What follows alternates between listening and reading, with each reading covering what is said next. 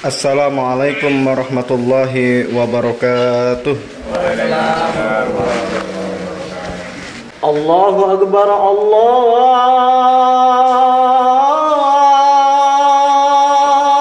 Akbar, Allahu Akbar, Allahu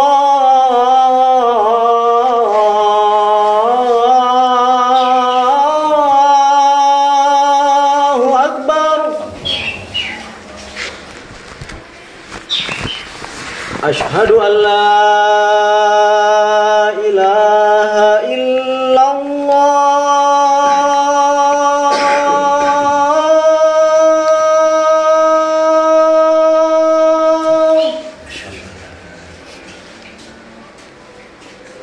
Ashhadu an la ilaha illallah.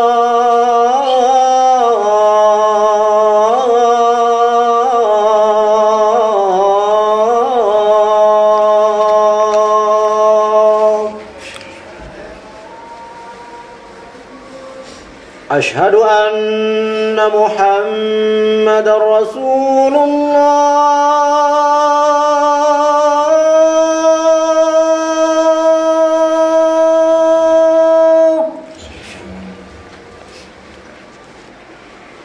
Ashhadu anna Muhammadar Rasulullah.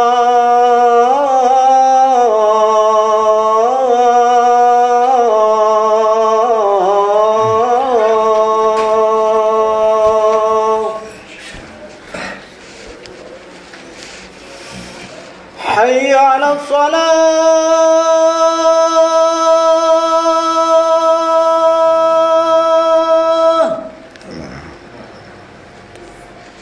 Hayya 'ala salah.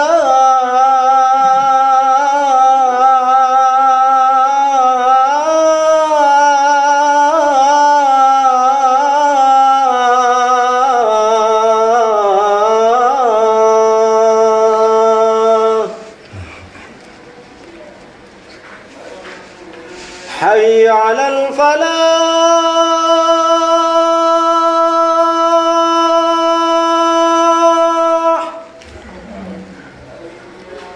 Hayya 'alal falah.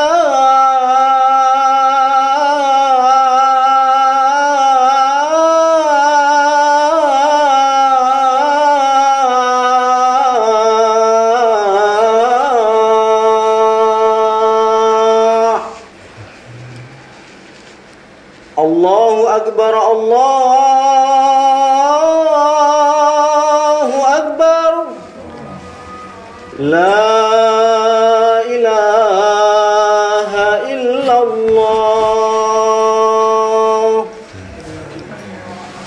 Innal hamdalillah nahmaduhu wa nasta'inuhu wa nastaghfiruh wa na'udzu billahi min shururi anfusina wa min sayyiati a'malina. May yahdihillahu fala mudhillalah wa may yudlilhu fala hadiyalah. Asyhadu an la ilaha illallah wahdahu la syarikalah wa asyhadu anna Muhammadan abduhu wa rasuluh.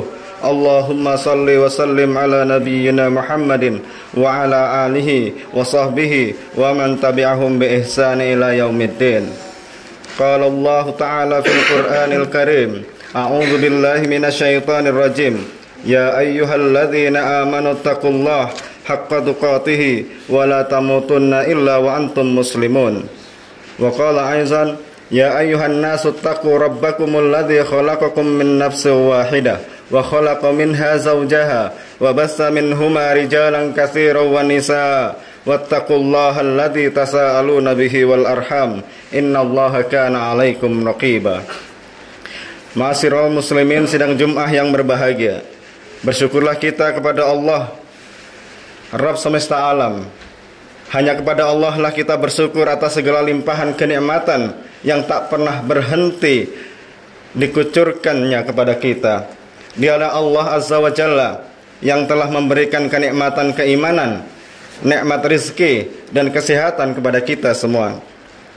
Dialah Allah Subhanahu wa ta'ala yang telah menyisipkan hidayahnya dalam hati kita, yang dengan hidayah itu Allah Subhanahu wa taala telah menggerakkan hati kita untuk melangkahkan kaki kita menuju tempat yang mulia ini dalam rangka menjalankan kewajiban sebagai seorang hamba di hadapan Allah Subhanahu wa taala, yakni menjalankan salat Jumat dan mendengarkan khutbah Jumat. Salawat serta salam semoga tetap tercurah kepada Rasulullah sallallahu alaihi wasallam, dan semoga kecintaan kita kepada beliau Nabi Muhammad sallallahu alaihi wasallam dapat mempertemukan kita dengannya nanti di surga bersama dengan para nabiyyin, para siddiqin, syuhada dan sholihin. Jamaah sidang Jumat yang berbahagia, selanjutnya izinkan khatib mengingatkan kita semua termasuk diri khatib sendiri untuk senantiasa meningkatkan ketakwaan kita kepada Allah Subhanahu wa taala, karena tidak ada bekal terbaik yang dapat menyelamatkan kita dalam kehidupan dunia dan akhirat kelak kecuali takwa kepada Allah Azza wa Jalla. Tidak ada pula derajat kemuliaan yang pantas disematkan kepada seorang kecuali derajat ketakwaan. Inna akramakum indallahi atqakum. Sesungguhnya orang yang paling mulia di antaramu, yakni orang yang paling bertakwa. Dengan takwa kepada Allah inilah kita berupaya menjalani kehidupan sehari-hari kita penuh dengan ridho Allah Subhanahu wa taala. Ma'asyiral muslimin sidang Jumat yang berbahagia, di kesempatan yang berbahagia ini khatib ingin menyampaikan tentang indahnya kita berada di naungan sabar dan syukur. Ma'asyiral muslimin sidang Jumat yang berbahagia, sabar dan syukur merupakan sebuah perkataan yang mudah untuk kita ucapkan, tetapi prakteknya sungguh sangat sulit untuk kita terjemahkan dalam kehidupan kita sehari-hari. Sabar dan syukur adalah dua pilar iman yang akan mengantarkan kita semua sebagai hamba Allah yang paling mengagumkan. Hal ini sebagaimana Rasulullah sallallahu alaihi wasallam pernah bersabda, hadis yang diriwayatkan oleh Imam Muslim. Rasulullah sallallahu alaihi wasallam bersabda, sungguh mengagumkan perihal seorang mukmin, semua urusannya menjadi baik dan hal itu tidak terjadi pada seorang pun kecuali orang-orang mukmin. Jika dia mendapatkan kegembiraan, ia bersyukur kepada Allah Subhanahu wa taala, dan hal itu adalah suatu kebaikan baginya. Dan jika mendapatkan musibah, ia bersabar, dan hal itu adalah suatu kebaikan baginya. Hadis ini diriwayatkan oleh Imam Muslim.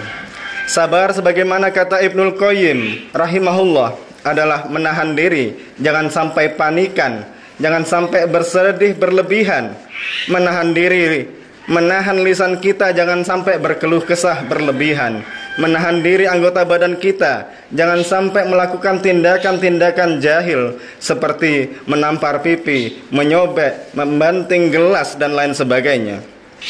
Sabar adalah anugerah terbesar dan terbaik yang diberikan oleh Allah kepada seorang hambanya. Rasulullah sallallahu alaihi wasallam bersabda, tidak ada suatu pemberian yang diberikan kepada seorang yang lebih baik dan lebih luas daripada kesabaran. Hadis ini diriwayatkan oleh Imam Bukhari dan Muslim.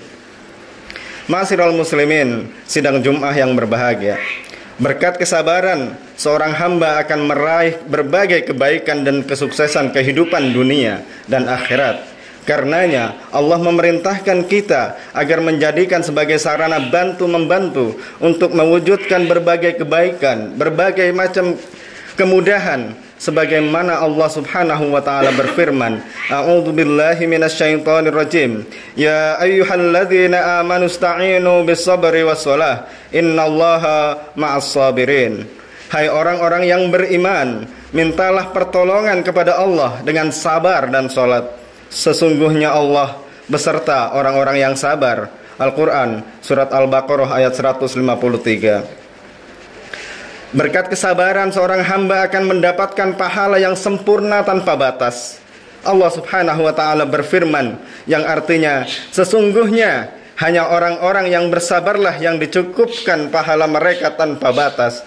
Al-Quran surat Az-Zumar ayat 10. Ma'asyiral muslimin sidang Jumat yang berbahagia, kita harus mampu mewujudkan 3 bentuk kesabaran, dan ini harus ada pada diri kita masing-masing, dan kita berusaha untuk menggapainya.